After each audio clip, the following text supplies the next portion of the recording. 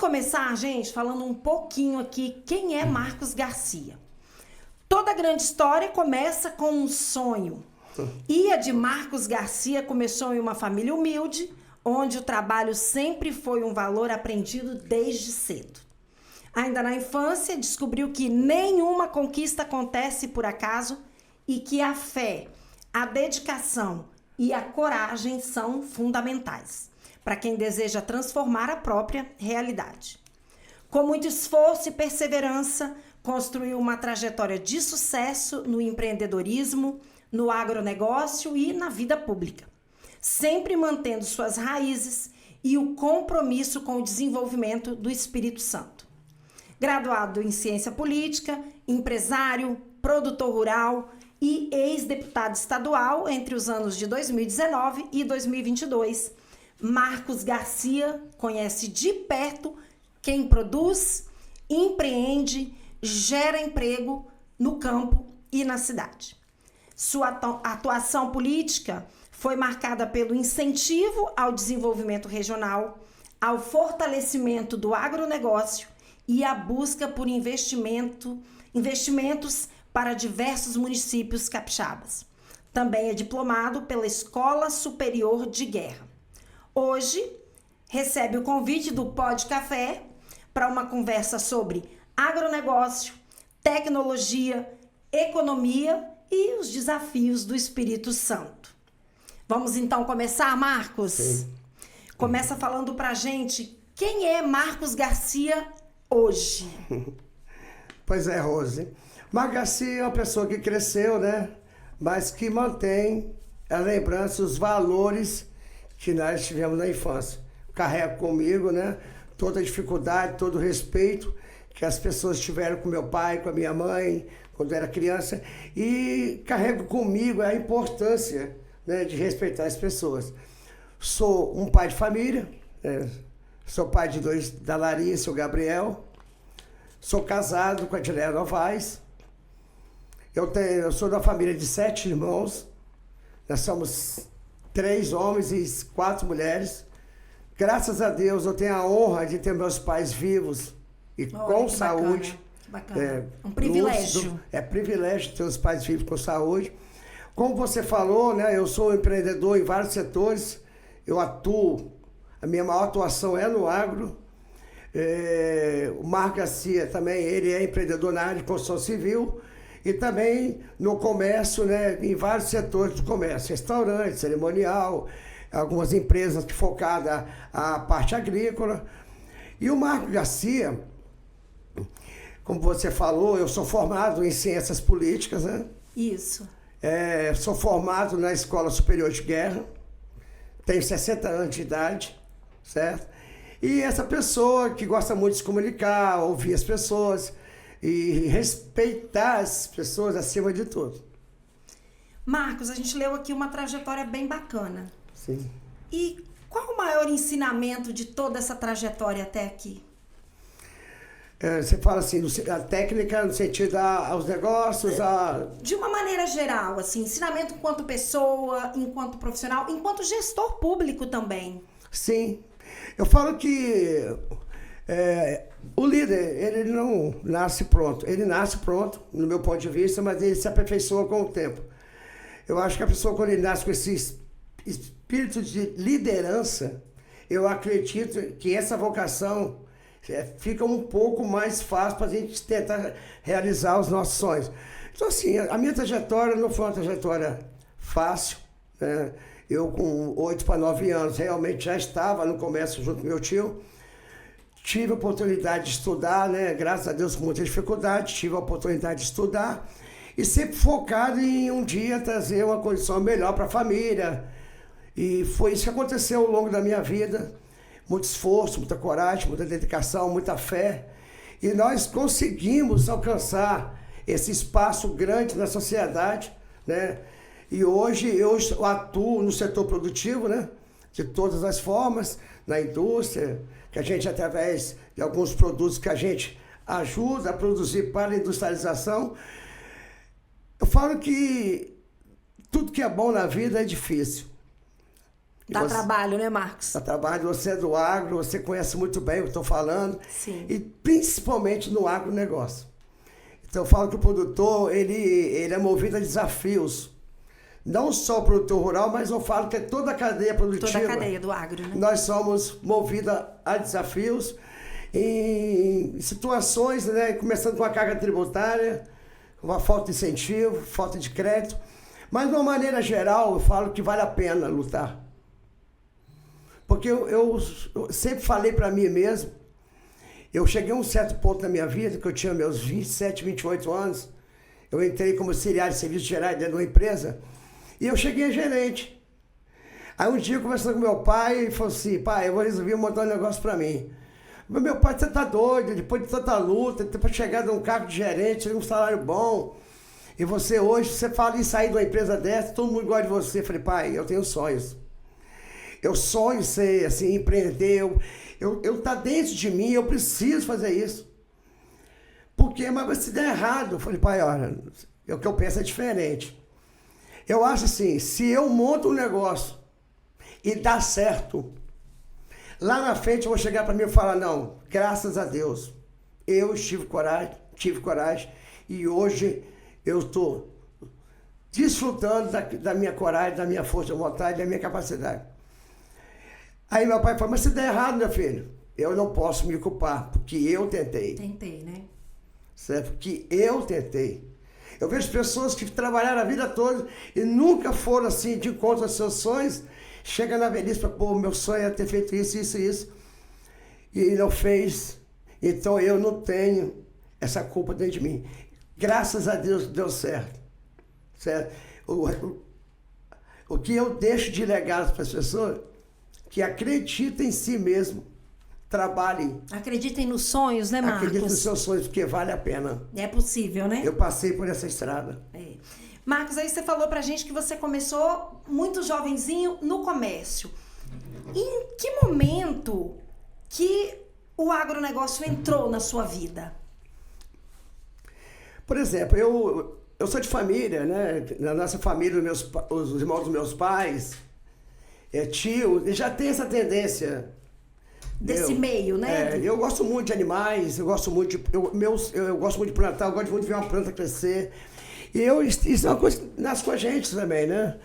Eu sempre gostei, a coisa que eu mais gosto de fazer é estar no meu sítio. Eu amo estar ali. E isso é uma vocação que já vem de dentro da gente. Uhum. Você produzir, você plantar, por exemplo, um pé de café, você vê ele crescer, você vê ele produzir, e depois você vai no secador, você vê aquele café pilado, você vê fruto do meu trabalho. É vocação mesmo, entendeu? Apesar de ser empresário em vários setores, eu nunca deixei de ter uma pequena propriedade. É o meu refúgio, é o lugar onde eu me encontro. E eu enxergo na agricultura, no agro, pessoas que trabalham, né? Coloca a tua vida aí com tanto amor. Eu vejo que o produtor ele produz com muito amor. A gente percebe que ele tem prazer de produzir para colocar essa comida na mesa do dia a dia dos brasileiros. Eu falo que 85% da agricultura hoje no Brasil é a agricultura familiar. São São as pequenas propriedades. Pequenas propriedades. Isso assim, eu fico feliz quando eu chego na fazenda de um produtor. Eu vejo aquela pessoa trabalhando, ele, a esposa, às vezes um filho, né? Todo mundo se dedicando ali para colocar o pão de cada dia na mesa de nós brasileiros. Entendi.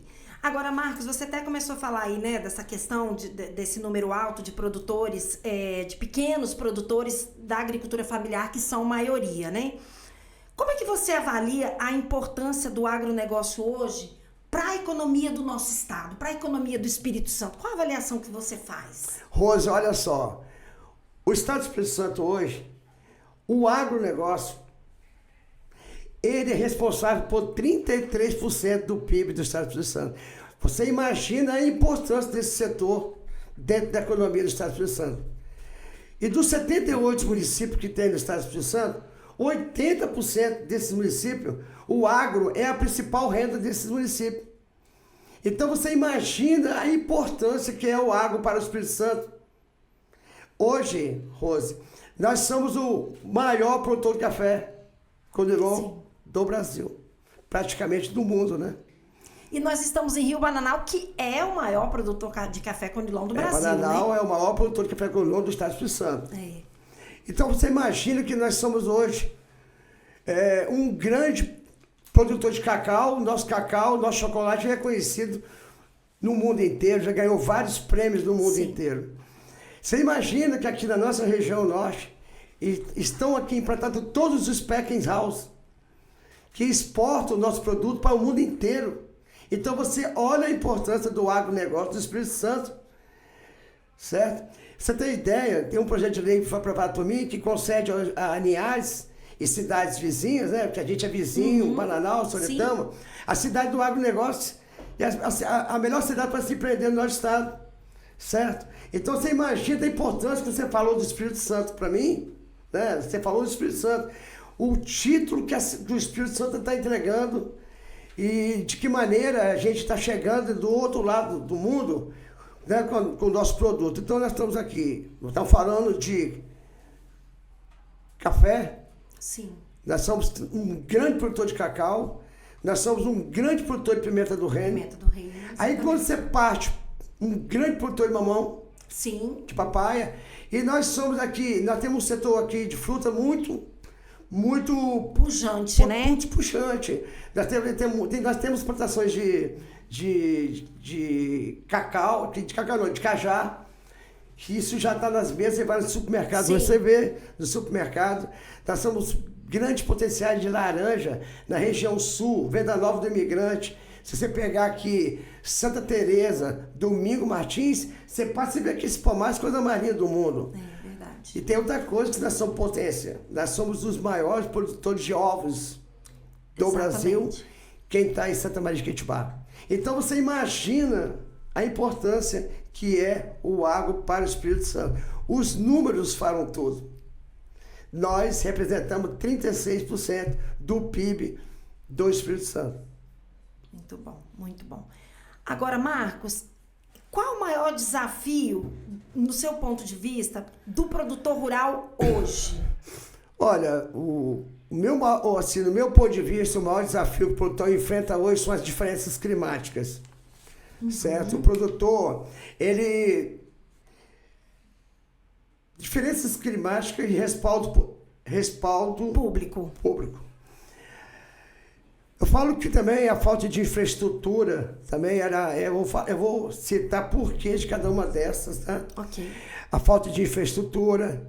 Eu falo que um desafio muito grande também, que o pequeno, principalmente o micro e pequeno produtor rural atravessa, é a dificuldade de crédito. Nós também temos muita dificuldade de armazenamentos, né? O próprio governo hoje, ele não tem galpões para armazenar o café dessas pessoas. Por exemplo, principalmente quem pega dinheiro emprestado aos bancos. Então, assim, são vários desafios. Mas a diferença climática, esse efeito El Niño, ele vem comprometendo a renda de muitas famílias do agro.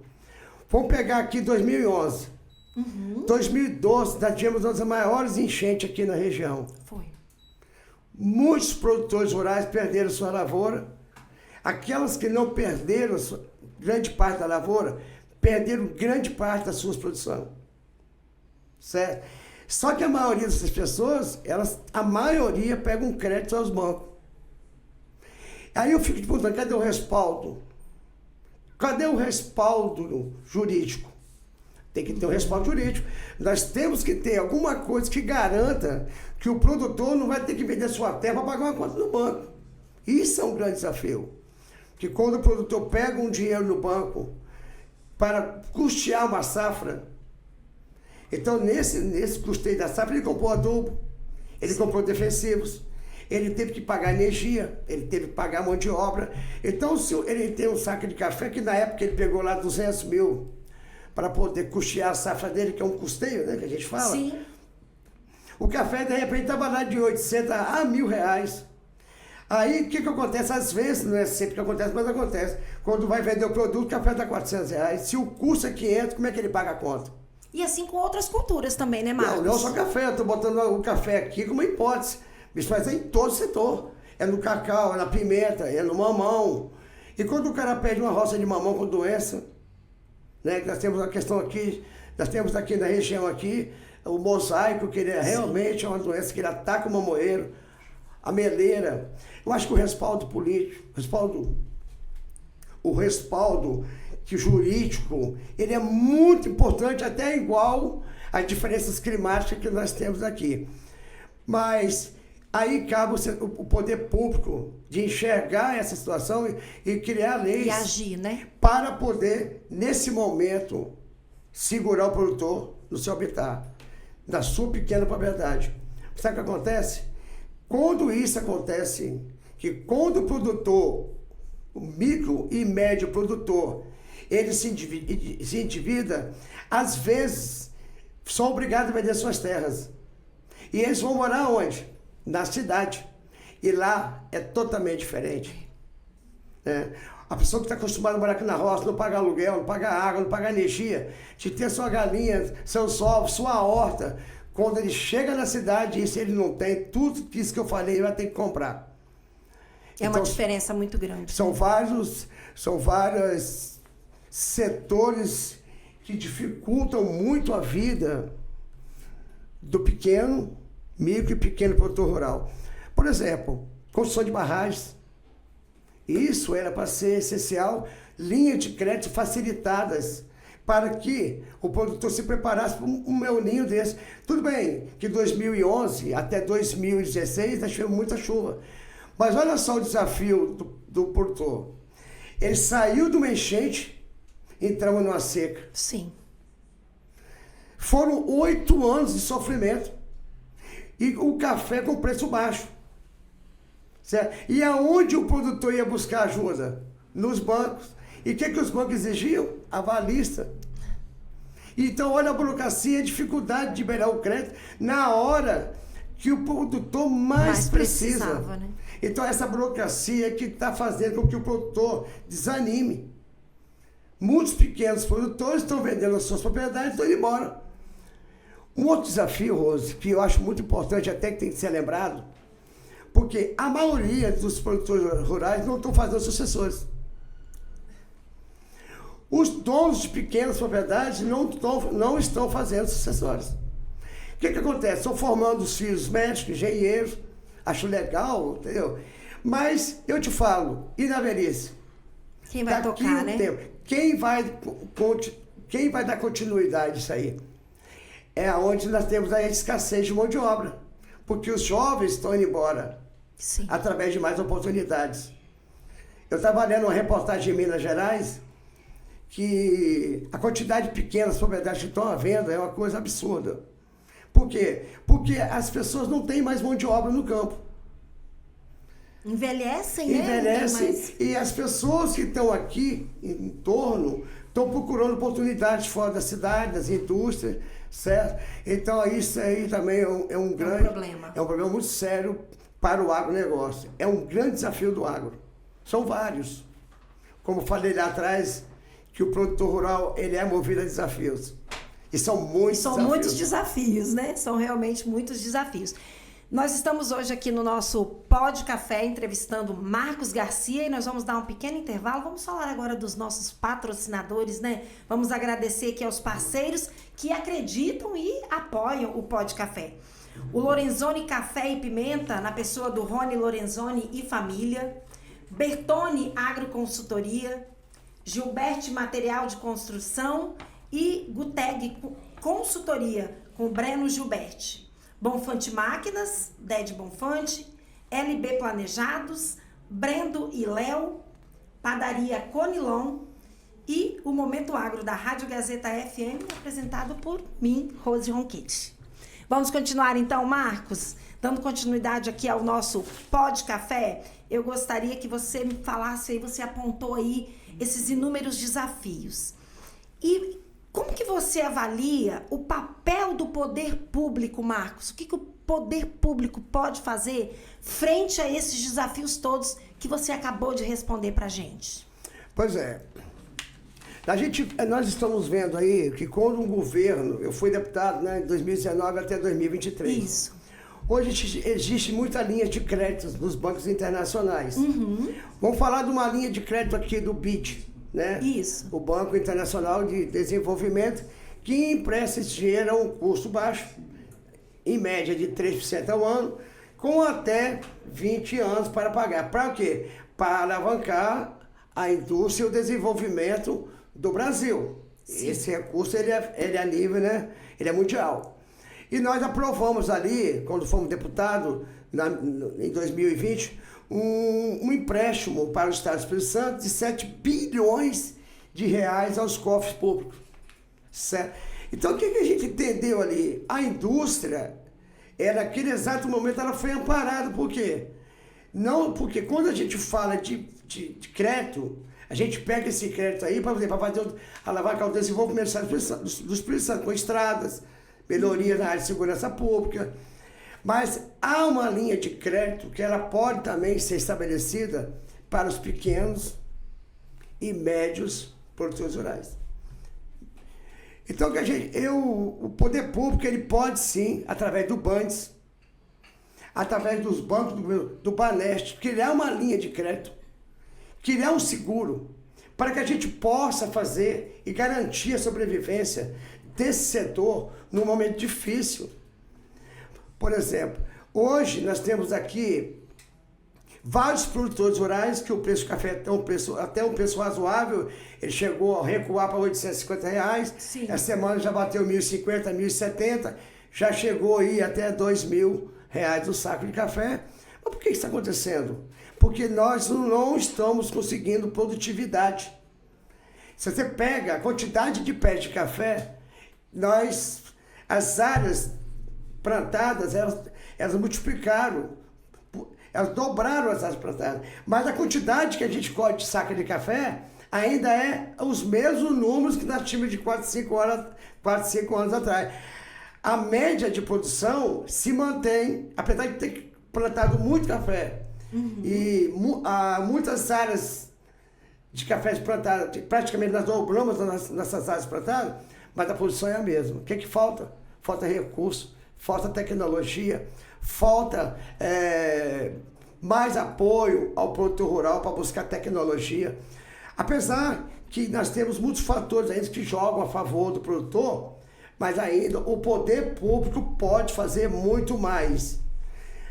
O poder público pode abrir uma linha de crédito e cadastrar esses produtores, principalmente para quem pega dinheiro emprestado aos bancos. E ter um seguro que ele pode garantir a sobrevivência do produtor no caso dessas mudanças climáticas que vêm afetar a produção das pessoas que devem, principalmente aquelas que devem. Entendi. Agora, Marcos, você estava falando essa questão do El Niño, né, das condições climáticas, e aí a gente vê o produtor sempre com outro desafio. Como que ele concilia a produção agrícola e a preservação ambiental? Como é que você vê isso? Como conciliar? Você está falando do efeito El Niño ou você está falando... A questão ambiental como um todo, né? No dia a dia do produtor. Como preservar o meio ambiente e produzir ao mesmo tempo? Como fechar essa equação? Sim. Hoje só se fala em sustentabilidade, né? Eu fui fundador da AMAIS, eu sou fundador da AMAIS, Associação de Meio Ambiente, Inovação e Sustentabilidade. E nós aprendemos muita coisa, sabe? Que é possível produzir e ao mesmo tempo preservar o meio ambiente. A gente começa nas escolas, conscientizando as crianças a importância a gente preservar as áreas de preservação permanente, que são essas áreas de APPs, na recuperação de nascentes, né? Isso existe, por exemplo, quando a AMAIS, eu era presidente da AMAIS, que a AMAIS existe, nós fizemos em torno de 80 recuperações de nascente. Como? Fazendo um cercamento em torno das nascentes. Era, em média, 100 metros quadrados, a gente colocava as estacas e não deixava o boi pisotear as nascentes. Uma medida simples, né, Marcos? Uma medida simples, que a gente fez a recuperação da nascente e ao mesmo tempo que o cara estava pegando água numa adutora, do outro lado com mais de 1.500 metros, porque aquela nascente já não produzia mais, já não tinha mais água ali. Com pouco tempo, 1 ano, 2 anos, nós voltamos na nascente e a nascente tinha recuperado a nascente. Então, assim, é possível conviver, a gente devolver para a natureza o mínimo possível. É possível através de conscientização. A gente vai ter que aprender isso no dia a dia, na escola, é o pai, é o professor. Isso vai ser mostrar às pessoas como que se resolve a questão do meio ambiente através da educação. E a produtividade ela é consequência. Por quê? Hoje, se você tem água, se você tem clima, e você tem água, e você tem um sistema de irrigação bem implantado, com certeza você vai produzir mais. Porque o nosso grande problema, a nossa maior preocupação no futuro é a água e o nosso meio ambiente. Entendi. Parte muito dessa coisa da educação mesmo. Então, Educação. Eu mesmo, quando fui presidente da AMAIS, nós fizemos, naquela época, 30 mil cartilhas.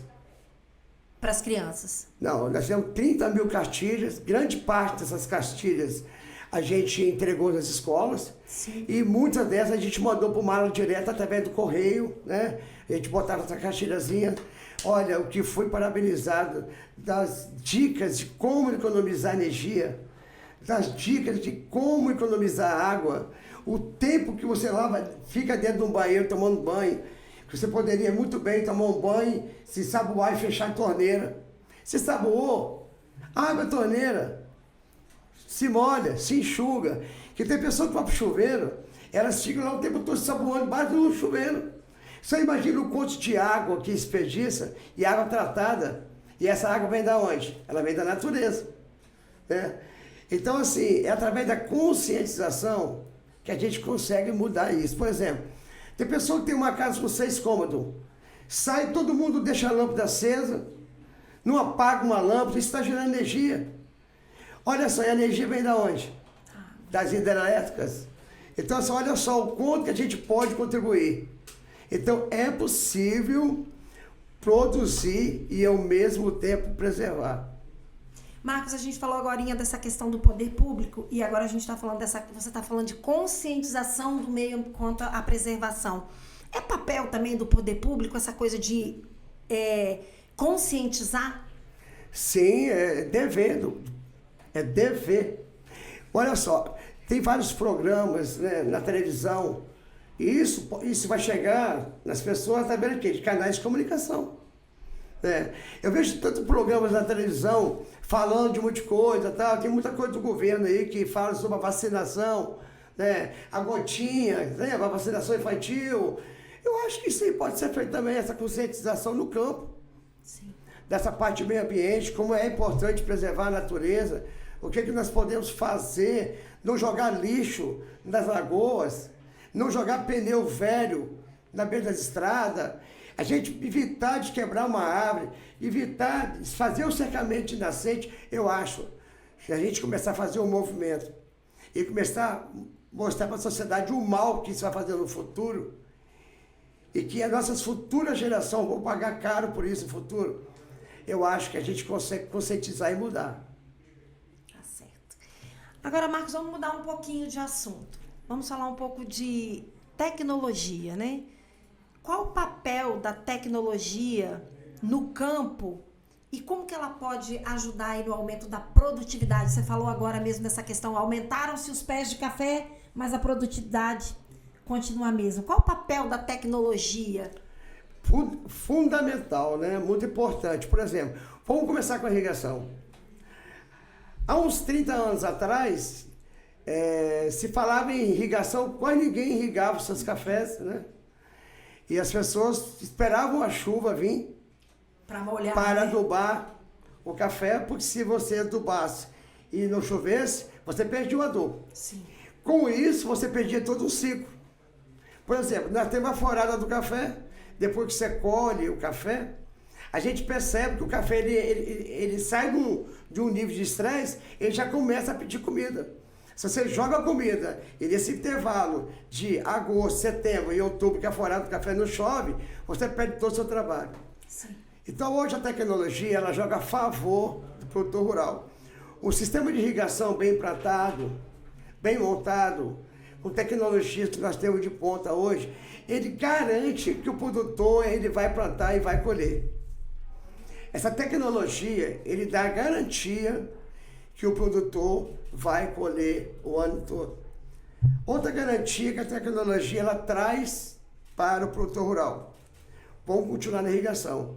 Antigamente as pessoas iam fazer uma adubação, né, de um café, estou falando de café, pimenta, Sim. cacau, mamão, maracujá, até temos coco. Ela ficava aguardando o ciclo da chuva. Hoje não. Nós temos muito problema com mão de obra. E a irrigação, essa tecnologia que foi implantada na irrigação, nas lavouras, ela está ajudando a diminuir, a suprir essa mão de obra que falta no campo. Você é do campo, é do agro e você sabe a dificuldade hoje de conseguir mão de obra no campo. Então, assim, a mesma pessoa que toma conta da irrigação, que abre registro, fecha registro, é o mesmo que faz a fértil. Sim. E faz a fértil no tempo certo que a planta precisa. Ela vai dar a vitamina lá na veia, que ela vai cair no pé, aos poucos vai molhar e ela vai nutrir a planta. Com isso, essa plantação ela vai produzir mais, ela vai melhorar a média por hectare e vai garantir a produção a qual aquele produtor espera dela. Nós temos também a tecnologia, essa tecnologia de prever com antecedência um efeito El Ninho, por exemplo. Já tem mais de um ano que a tecnologia, todos os recursos que nós temos tecnológicos, e já estão falando desse El Ninho que já está chegando agora aqui em julho. Isso ajuda as pessoas se programarem, né? Se prepararem, melhorar suas né? empresas, né? Procurar com antecedência, já prever um crédito no banco antecipado, porque já sabe que vai passar por alguma dificuldade nesse período. E a tecnologia, através de empresas ligadas ao setor privado, né? Muitas empresas que estão assim, que têm tecnologias hoje de implantação, de escolher qual a melhor semente, qual a melhor muda, qual é a melhor variedade, qual a muda que vai aguentar mais sol, que vai aguentar mais seca. Essa tecnologia joga a favor do produtor hoje. São vários fatores que jogam a favor do produtor. Então, a tecnologia ela está ajudando ao produtor se manter na propriedade e produzir mais para baixar os seus custos. Porque quando você aumenta o nível de produtividade na mesma área plantada, você está diminuindo o custo de produção. Como o mercado oscila muito, o mercado dele é muito flutuante, entendeu? Então, assim, tem hora que o café, o mamão, o cacau, ele está num preço que mesmo que você consiga produzir um pouco menos, você consegue custear porque você está vendendo o seu produto bem. Mas eu te falo, e quando os preços caem? Baixos, né? Então, nós estamos também aí vendo que tem várias variedades de mudas sendo implantadas em nosso estado, que aumentaram bastante também através dessa tecnologia de plantio, que melhorou muito a produtividade do nosso café. Marcos, você ainda, sobre tecnologia, né? Quando você falou da irrigação, que vai aquela gotinha na veia lá no pé de café, a tecnologia ela também ajuda nessa questão ambiental? Porque se eu jogo lá no pé, eu não desperdiço essa água? Sim, sim. Olha só, quando você direciona um gotejador para um pé de qualquer cultura, né? A gente pode falar até de banana, sim. Né? Ele está jogando ali a quantidade exata de produto que aquele pé de café precisa. Certo?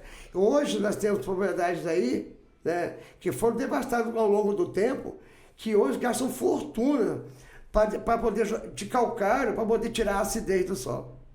Então, assim, se você tem um excesso aqui, na hora que você aduba, e se você pega uma grande chuva, a tendência desse adubo, desse componente que está aqui, é perder e ir para onde? Para o lençol freático. Sim.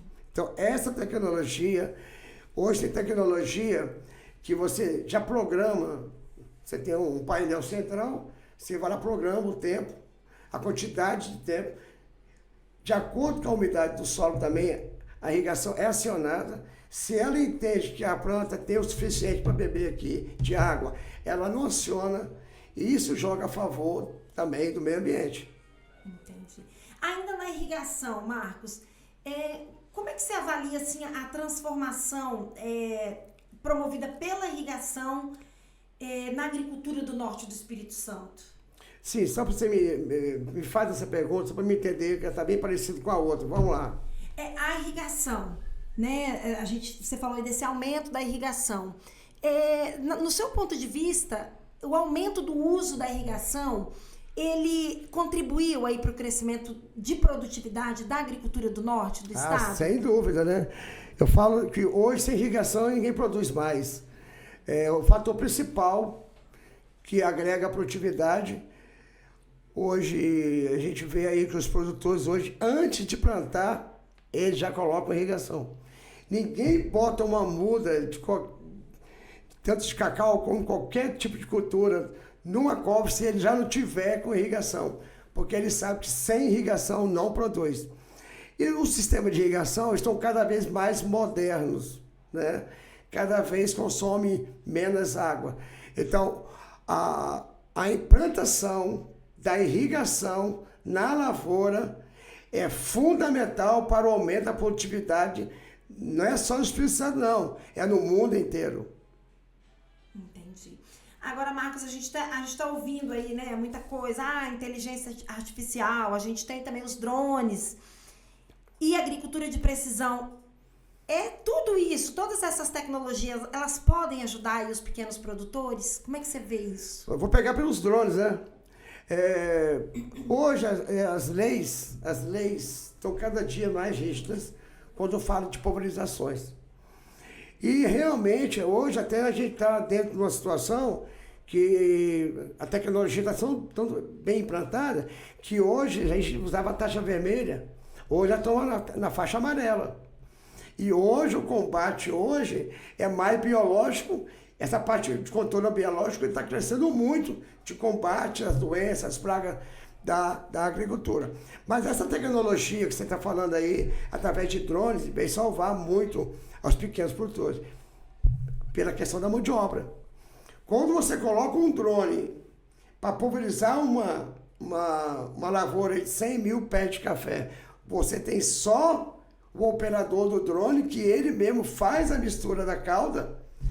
Antes, você tinha quem? Um trator, o tratorista, o pulverizador atrás, dependendo da pulverização, você teria que ter 2 pessoas. E olha o mal que isso fazia para as pessoas, que eu já cansei de ver pessoas pulverizando toda entranguida de produto altamente perigoso, venenoso. Então, assim, respondendo a sua pergunta, essa tecnologia que está sendo implantada através dos drones, até o subadensamento dos cafés também, hoje as pessoas estão adensando a própria cultura de café, que está assim, contribuindo, tá, para que tenha menos mato na lavoura. E como é que você vai pulverizar uma lavoura dessa aí? Só com drone. Antes, nós passávamos com um trator para lá para cá. Isso causa o quê? Isso causa a terra com o peso que você passa para lá para cá. A pressão desse peso, e a pressão, né? Você vai solando esse solo. Isso aqui vai compactando, né? Então, hoje, você não tem esse tráfego de máquinas pesadas dentro da lavoura. O drone, essa tecnologia, permitiu que isso avançasse. E a tendência é melhorar. Bacana demais. Agora, Marcos, na sua opinião, o que falta para a nossa região, a região norte do estado, crescer ainda mais no agro? Olha só, o grande gargalo aí é a cadeia sucessora. Certo? Sucessão familiar. É a sucessão familiar, no meu ponto de vista. São vários fatores, mas eu vou citar essa, né? Eu vejo assim, é muito comum você ver um meeiro trabalhando, eu tenho vários meeiros, do cara chegar para mim e falar assim, não, meu filho não vai fazer isso. O meu filho, eu morro, trabalho, mas meu filho vai estudar, vai virar médico, vai virar um profissional. Com coisa que o agro, se fosse o pior negócio do mundo. Só que o agro hoje, ele é o espelho, é um lugar que as pessoas estão ganhando dinheiro. Muitos pequenos produtores hoje têm um carro bom na garagem, tem uma casa boa para morar. O que falta? Falta sucessores. Eu acho que se a gente tivesse sucessores, isso seria muito importante para o agro avançar no estado, porque falta gerência. Falta gerência. As pessoas nascem, envelhecem e morrem. É muito comum você ver numa família hoje, um pai com 4, 5 filhos, só tem um em casa. A maioria já foram embora do interior. E a culpa é de quem? A culpa do poder público, porque não cria infraestrutura. Quantos anos Bananal ficou com essa rodovia aqui sem acostamento? Qual o pai que dorme de noite, sabendo que o filho vai no final de semana para a cidade, e saber que tem que voltar numa estrada perigosa dessa sem acostamento? Sim. A pessoa começa a ir para a cidade, começa a tomar gosto da cidade, e começa a ficar mais, daqui a pouco não quer voltar. Agora, quando você tem uma infraestrutura, você tem condições de ir e vir, quando você tem uma internet de qualidade aqui, no interior, quando você vê condições de segurança, que você pode dormir sossegado na sua terra, e quando você vê que tem alguma coisa que serve de atrativo para os jovens, eu te falo que a tendência é os jovens não saírem daqui. Então, essa mão de obra de gerência, para mim, é um dos maiores fatores que impedem o crescimento do agro no estado do Espírito Santo. Também, terras muito caras. As terras encareceram muito. Os custos de produção estão muito elevados. Falta linha de crédito com financiamentos adequados, com mais tempos para pagar. E o produtor deveria ser mais valorizado, principalmente o micro, pequeno e médio produtor. Mais agilidade na hora de pegar um crédito. Eu acho que o produtor tinha que ter uma linha aberta dentro da área da saúde. Hoje o produtor, ele passar mal aqui, ele vai para uma consulta, ele leva 2, 3 meses para conseguir uma consulta. Hoje você vai conseguir uma operação em 2 anos para você operar. Então o que acontece? Isso tudo influencia muito no crescimento do agro do Espírito Santo. São vários fatores.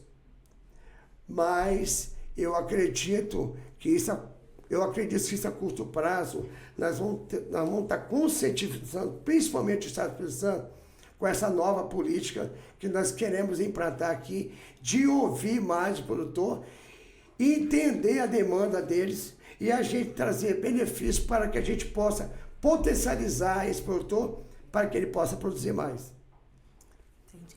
Agora, você já falou um pouco sobre o El Niño, Marcos? É um fenômeno que está aí, né? Está batendo a porta.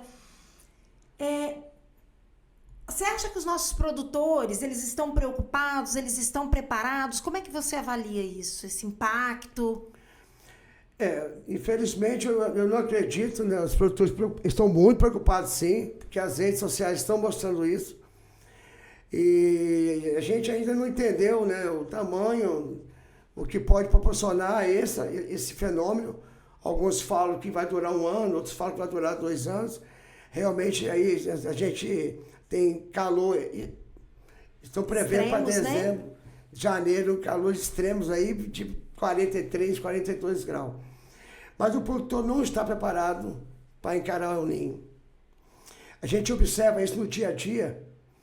Eu acho que o produtor ele tem que começar a investir mais em tecnologia, buscar novos crones mais resistentes à chuva, buscar mais crones resistentes às secas, certo? Acompanhar esse ciclo, porque isso aí hoje está... os meios de comunicação estão colocando essa informação praticamente em dia, buscar mais apoio técnico, porque esse efeito El Niño, a gente observou que ele vem a cada 5 anos. 2012, nós tivemos El Niño, causou enchente até 2016.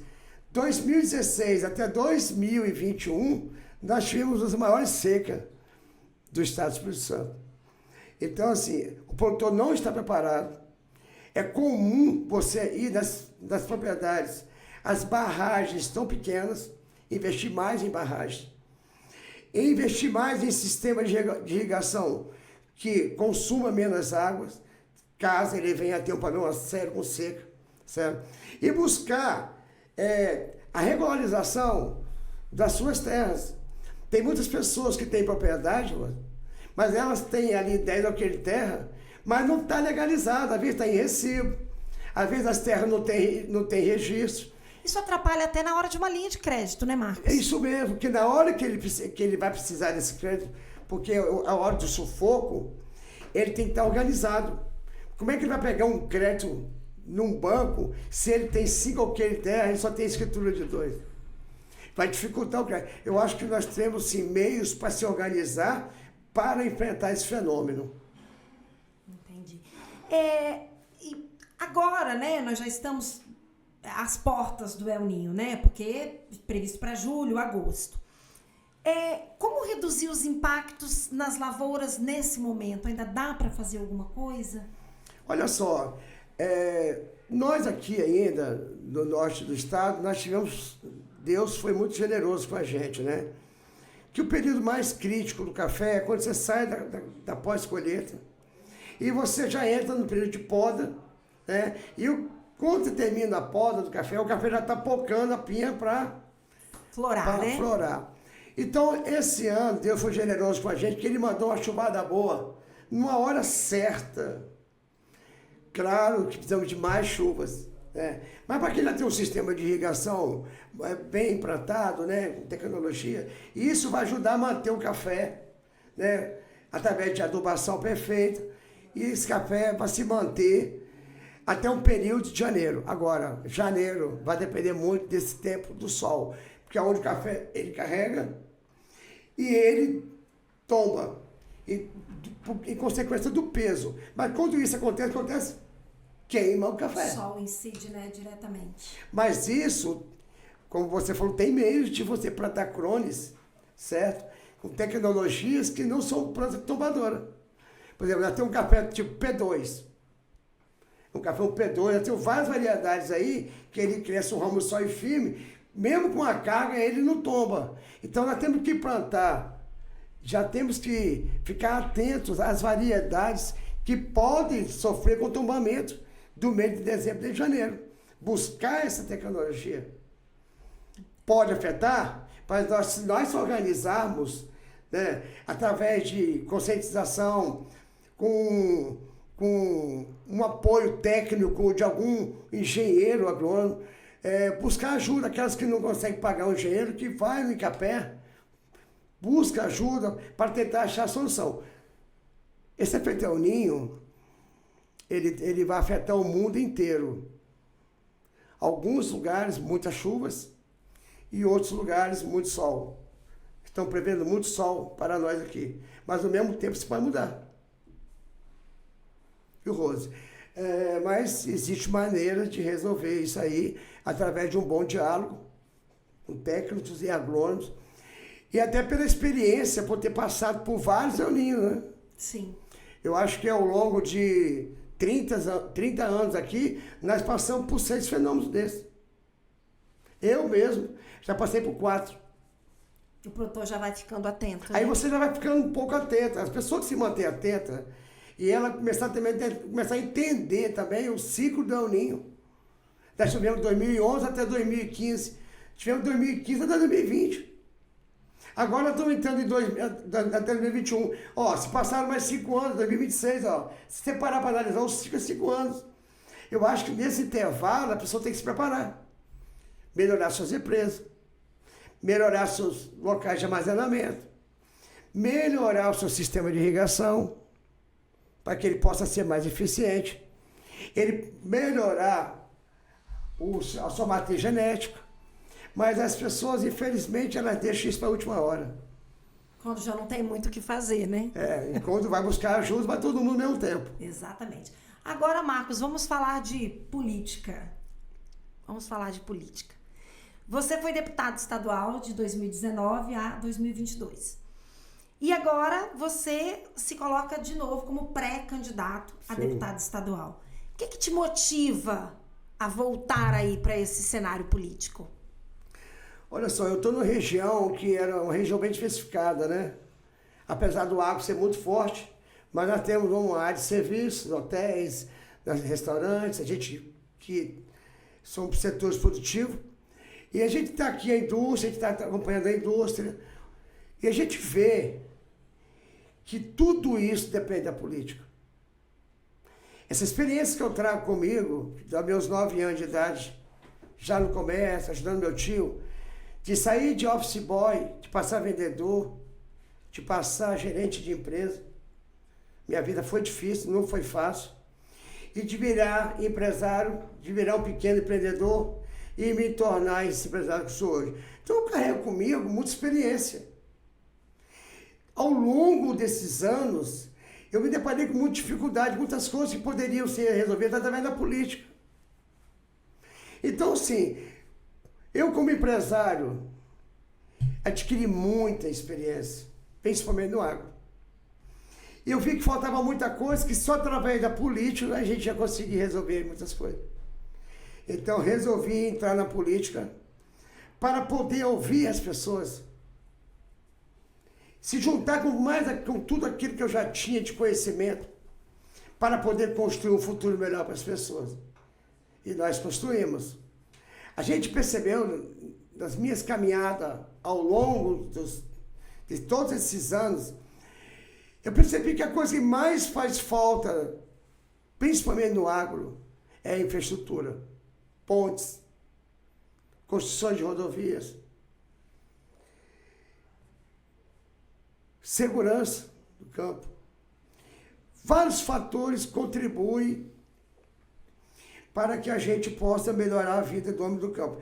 E qual o papel da política aí? De um deputado estadual? É fazer as indicações, a qual nós fizemos várias indicações de asfalto, de calçamento rural, várias indicações para entregar postos de saúde, PAs, CRAS, CREAS, melhoria de escolas, creches. Tudo isso melhora a vida do campo. O deputado que ele conhece bem esse setor, nós estamos falando, você falou como é que pode ajudar o agro. Nas minhas caminhadas, eu tive muitos anos no agro, eu sou do agro, mas eu fui vendedor de loja de irrigação. Trabalhei muitos anos numa loja de irrigação. Em 2028 eu montei a minha própria empresa. E de lá para cá eu não parei mais. E nessas caminhadas, né, através de, como vendedor, como empresário que virei, eu comecei a enxergar o potencial de um político se ele quiser mudar uma região. E comecei a entender que para destravar esses investimentos, precisava de força. E teria que ser força política. Então eu entrei na política com esse pensamento de pegar o meu conhecimento como empresário, como pessoa, como ser humano, e uma pessoa que já viveu tudo aquilo, tentar indicar aquilo e, através do governo, fazer as melhorias para a região e aquela que é possível. Vamos pegar Bananal. Olha só essa rodovia que nós estamos fazendo aí, esse acostamento. Isso foi uma indicação do meu mandato. Não foi só o acostamento, teve o recapeamento. Essas rodovias aí, elas estavam intransitáveis. Olha como isso dificulta a vida das pessoas que moram aqui e precisam trafegar nessas rodovias, né, com seus produtos, carros que pocam pneu, peças, manutenção, tempo para ir. Segurança mesmo também. Tempo para ir, a falta de segurança, acidentes. Então você vê como que um mandato de deputado pode transformar a vida das pessoas. E foi com esse intuito que eu me propus a disputar uma vaga para deputado estadual, a qual Deus me honrou. Eu tive a honra de ser deputado em 2019 até o final de 2022. Foi com essa visão que eu tive interesse pela política. E é com essa mesma visão que você se coloca como pré-candidato? E hoje, mais maduro, né? Saindo aí, já voltando com o currículo de ter tido um mandato, de conhecer como que funciona a Assembleia Legislativa. Comecei a conhecer como nunca o regimento interno, criar ambiente, eu criei um ambiente muito bom no meu primeiro mandato, então eu já volto, eu como pré-candidato, né, daqui um dia serei candidato, se nós ganharmos, a gente já volta bem mais preparado, maduro, mais consciente das coisas que tem que ser feito. E nós estamos aproveitando esse intervalo para poder ouvir as pessoas. Nós agora estamos tentando construir o que vem depois. Nós estamos mapeando o que nós podemos, já chegando no governo, já poder levar de indicações para o governo para melhorar a vida das pessoas. Então, ouvindo e construindo. É assim que nós vamos mudar. Tem mudado. A gente percebe que as coisas melhoraram bem, bastante, mas elas podem melhorar muito mais. Tá certo, Marcos. Acabou o nosso Pod Café desta quarta-feira, hoje com o Marcos Garcia. Nós vamos aqui mais uma vez agradecer aos nossos patrocinadores, né?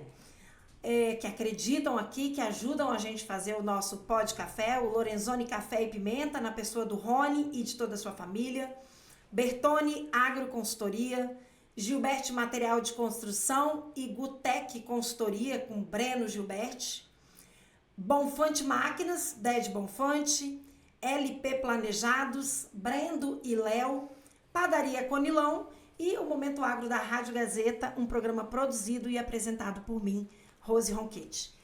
Marcos, muito obrigada. Olha, eu que agradeço a oportunidade de estar aqui falando para esse povo trabalhador, né, que é o ribanense, esse povo trabalhador, acolhedor. Eu tenho um carinho muito grande pelo povo de Bananal. Eu tenho, assim, um local que eu venho com frequência. Então, eu quero deixar aqui meu boa noite. Meu muito obrigado ao Pod Café pela oportunidade de estar aqui, né, falando para todos. Muito obrigado. E eu também vou dizer muito obrigado, né? Estive aqui nessa quarta-feira apresentando o Pod Café, agradecendo o convite e o Pod Café volta na próxima quarta-feira às 7 da noite. E um papo bom sempre tem um Pod Café. Sempre tem um café, né, Marcos? Não tem um papo bom sem café. Tchau, tchau, gente. Muito obrigada pela audiência.